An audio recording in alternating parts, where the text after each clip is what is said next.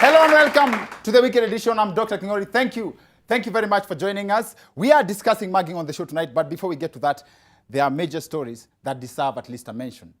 Now, the president has named the cabinet, and very interesting nominations. Raphael Tuju has been named as a minister without portfolio. Yes. Most people don't know what a minister without portfolio is, and so did I for the longest time. I used to think minister without portfolio ni mtu kama Kanyari, but yes, for real. Without portfolio basically means a cabinet minister without specific responsibilities. Just like deputy governors who are governors without portfolio. And with that definition, I'm sure there are several other posts out there without portfolio, like husbands without portfolio. Ujuangi ni wapi huko. Huyu ndio baba yao huyu. Huyu ndio watoto huyu. And still on the cabinet ministries, Honorable Amina Mohammed has been moved to the Ministry of Education from Foreign Affairs. Sasa school bus itapakwa color pink na hata sijapakwa yellow bado. And that brings me to transport. Borders have been banned from the CBD. So from now, ukitaka kwenda mahali kama Westi na Nduthi, unachukulia Nduthi hapo Westi. Yes. Not a long distance, ni place unaweza tembea. And now that I've mentioned mugging is our topic tonight, I have discovered that every Kenyan is a potential mugger. Because there are different types of mugging, of course. A good example is the common culture, the common trend of looting from trucks in accidents. And one of the most interesting stories was covered by Kenyan Jui.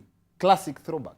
Kiambu has officially entered the Free Beer Book of Records after recording the highest number of individuals who get drunk watu wamekunywa sana by accident. Guesswork is yet to rule out coincidence after another lorry ferrying alcoholic beverages crashed right into the belly of the beast. As usual, highway drunkards were standby for the loot, and from the large number that showed up for the party, it becomes easier to tell why critics have described Kiambu County as a staggering economy. The truck was on fire, but that did not stop the residents from looting.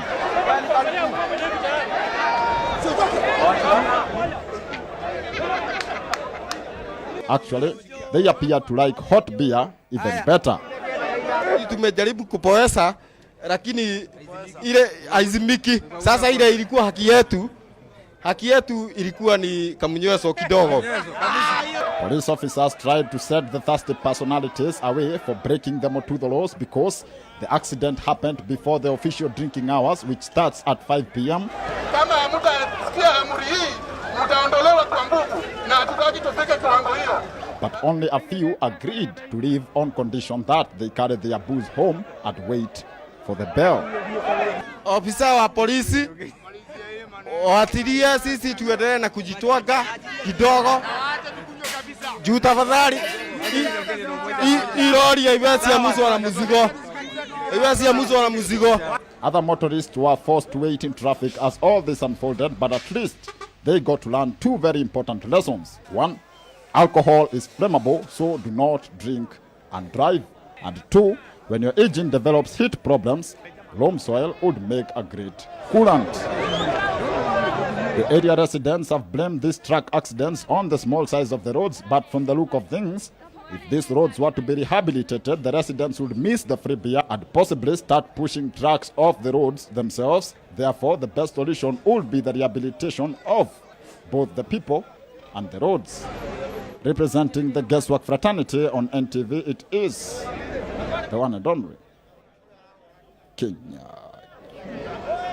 And now to the main subject of our show tonight, mugging, otherwise known as the backward version of hugging. Like, pigwa nyuma hiyo. It has also come to be known as the latest pyramid scheme in Nairobi. And the Nairobi Police Commander, Japheth Koome, has advised Nairobians not to look enticing to muggers as part of the solution. That statement has very many interpretations. The primary one being, mugging is not a crime, it's a sin. See, that statement came from the government. Yani, ni kama serikali inasema, muggers are here to stay, so the government is giving people tips on how to adapt. This could mean that if you get mugged, it's partly your fault.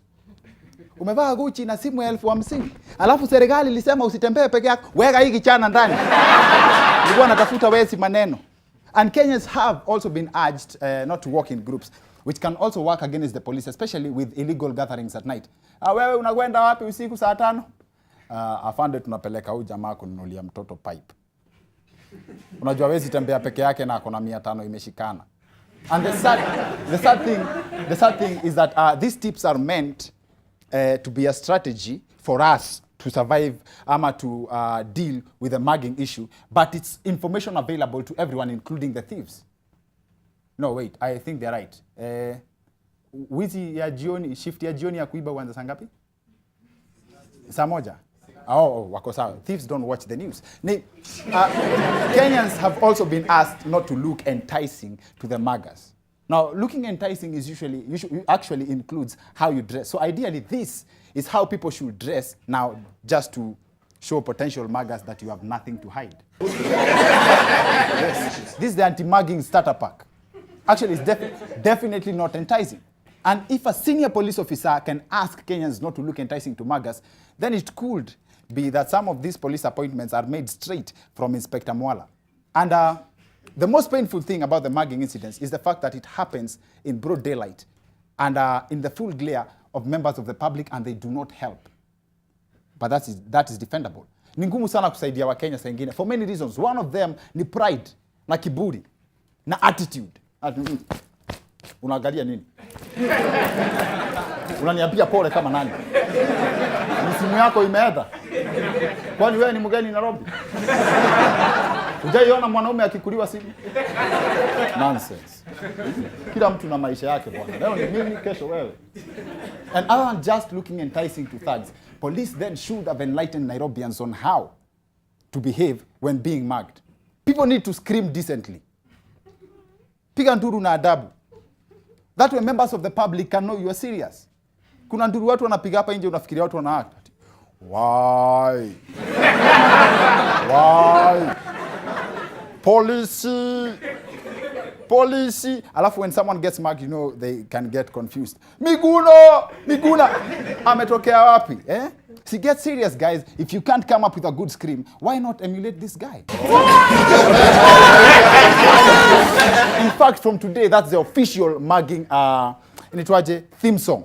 Ukishikwa unatumia hiyo. That works. And when you're being mugged, it's also important to look the part. Isikae ni kama zile mchezo za makanga za stage. How many times has someone been mugged? Alafu after it all happens, it's when the bystanders realize that a robbery just went down and the thugs are long gone. But tulikuwa tunafikiria mko pamoja. Pole sana. Lakini mheshimiwa, sisi utatuacha hivyo. Really, that's kind for you. The problem with this whole mugging issue is that everyone seems to be missing the point. The main complaint has been not the mugging itself. People don't complain about the mugging, but the time of the day it happens. Wanatuibia mchana. See, wigs have been snatched in town. No one is complaining about the loss, but the state that the mugging client has been left in. So to me, mtu akinyang'anywa wig, alafu avalishwe kama shower cape, that's fine. Actually, rumor has it, there's a lot of politics tied to this. Rumor actually has it that Prophet Kidero saw it coming. In fact, it's on record. When Sonko talks about the Sonko rescue team, I think one of the future problems we're going to have this country, one of the problems we're going to have is the reemergence of criminal gangs. Yes, he said that. And Senator Sakaja actually on his part has blamed the mugging menace on unemployment. Governor Sonko claims that these are goons paid by his rivals to tarnish his name. But at least an anti-mugging squad has already been formed to deal with this. See, Governor Sonko has assured Nairobians of safety, and I'm glad something is being done before the situation gets worse. Down south, huko South Africa, things are actually more advanced.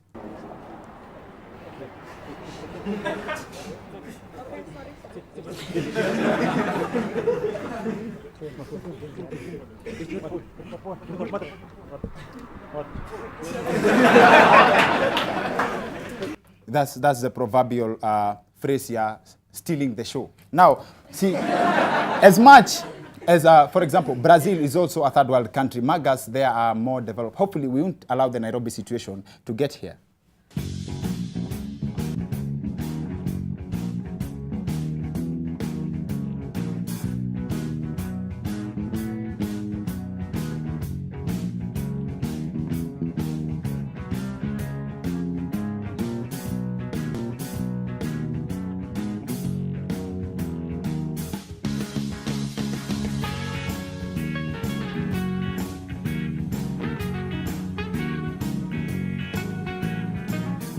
Now, it's a very complicated subject. We extend this conversation to the second part of the show with our guest, George Musamali, a former GSU officer and a security expert, to help us break this down even further.